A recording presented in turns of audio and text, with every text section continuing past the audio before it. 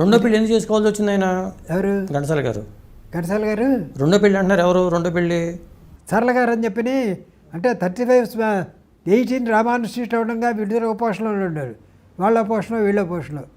వాళ్ళన్నా నాయుడు గారు దీంట్లో వాళ్ళిద్దరికీ ఇదేంది పేరు చేసుకున్నారు.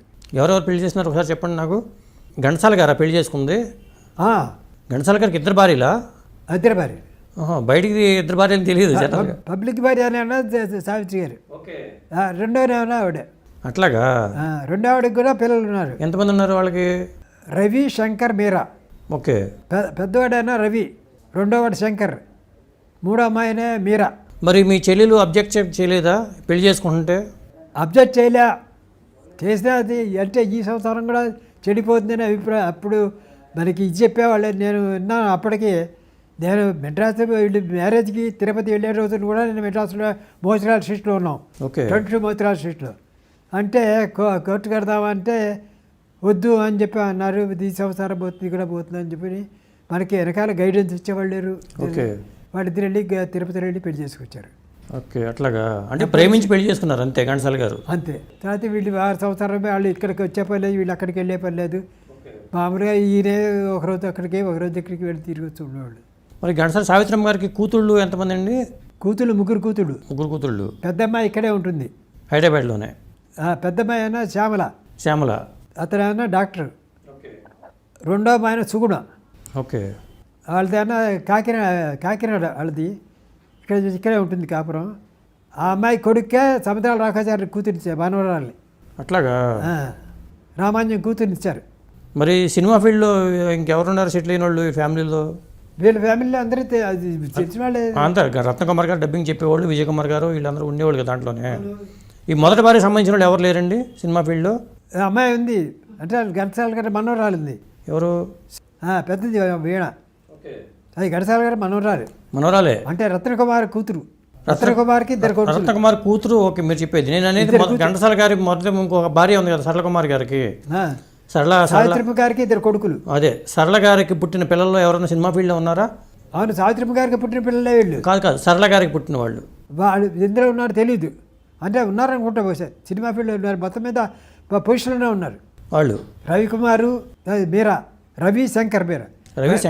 రవి, రెండోది శంకర్, మూడోది మొత్తం మంది వాళ్ళ పొజిషన్లోనే ఉన్నారు. ఓకే. రఫీ గారికి తెలిసి వాళ్ళు 3. తర్వాత అండి మీరు తరచూ వెళ్తూ ఉండేవాళ్ళ చెన్నైకి? అవసరం తప్పనిసరిగా వెళ్ళినప్పుడు మీరు ఎవరెవరిని కలిసారు అక్కడ చెన్నైలో?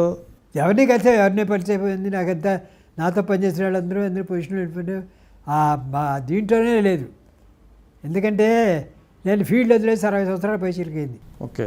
అప్పటి నుంచి వాళ్ళందరూ వెళ్ళిపోయినారు. అక్కడ వేరే తెలుసు. రామారావు గారు పొద్దున పెడితే వేసుకొచ్చి మేకప్ చేసుకొచ్చి సుబ్బు పెడదామా అనేవాళ్ళు రామారావు గారు. అంటే అంత పొజిషన్లో అయినాడు. నేను దగ్గరికి వెళ్ళి నీతో పని చేసిన అంటే లేదు, నా టచ్లో లేదు. ఫీల్డ్లో అంతకుముందు టచ్లో ఉన్న వాళ్ళందరూ కూడా ఎవరు టచ్ లేదు. 60 సంవత్సరాలు నేను ఫీల్డ్ నుంచి లేను. ఎవరండి మీరా అనే దీంట్లో తప్పితే అందుకని ఎవరి దగ్గరికి వెళ్ళాలంటే నాకు అవసరం లేదు.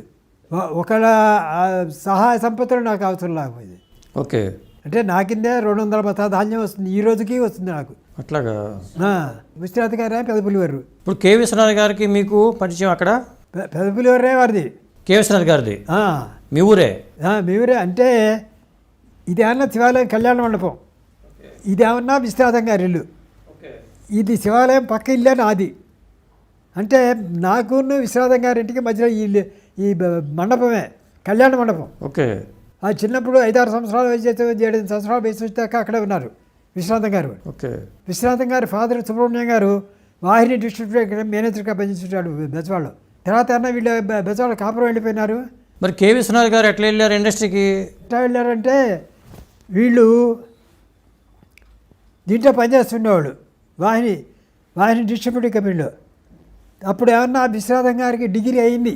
విఎన్ రెడ్డి గారితో, కేవీ రెడ్డి గారితో వీళ్ళకి పరిచయం. అంటే ఇప్పుడు డిస్ట్రిబ్యూటర్ కంపెనీ మేనేజర్గా ఉన్నారు కాబట్టి ఆయనకి వాళ్ళతో టచ్ ఉండేది. అవును, ఉంటుంది సార్. ఇట్లా బిఎన్ రెడ్డి గారితో ఇట్లా ఉన్నాడు అంటే దాంట్లో చేస్తపోయినారు అన్నాడు.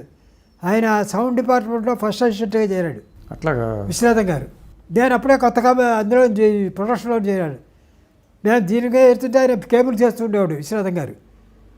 అంటే సౌండ్ డిపార్ట్మెంట్లో ఫస్ట్ తర్వాత ఏమన్నా ఆయన అందులో మానేశారు. మన రామాంజం కూడా అందులో సీనియర్గా పనిచేశాడు సౌండ్ డిపార్ట్మెంట్లో. ఓకే. రామాంజం గారు వీళ్ళందరూ ఆ ద్వారా అంటే బిఎన్ రెడ్డి గారి ద్వారా వాళ్ళందరూ ఇద్దరు ఈ విశ్వనాథం గారు కానీ రామాంజం కానీ సినిమా ఫీల్డ్లోకి రావడానికి అవకాశం అయింది. అట్లాగా.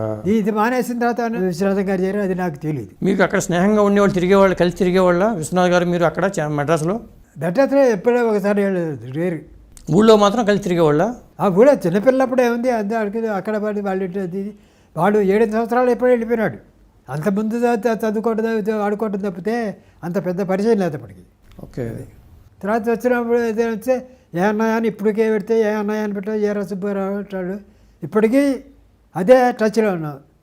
మొన్న మధ్యన కూడా ఆయన 4 కిలోలు వెండి ఇచ్చి అమ్మవారికి నాకు వెండి కిరీటం చేయించారు. వాళ్ళ అబ్బాయి వస్తుంటారు, 2 నెలల క్రితం కూడా వచ్చి వెళ్ళాడు వాళ్ళ అబ్బాయి. ఓకే. ఇలాంటి ఇంట్రెస్టింగ్ వీడియోస్ కోసం తప్పకుండా మా ఛానల్ని సబ్స్క్రైబ్ చేయండి.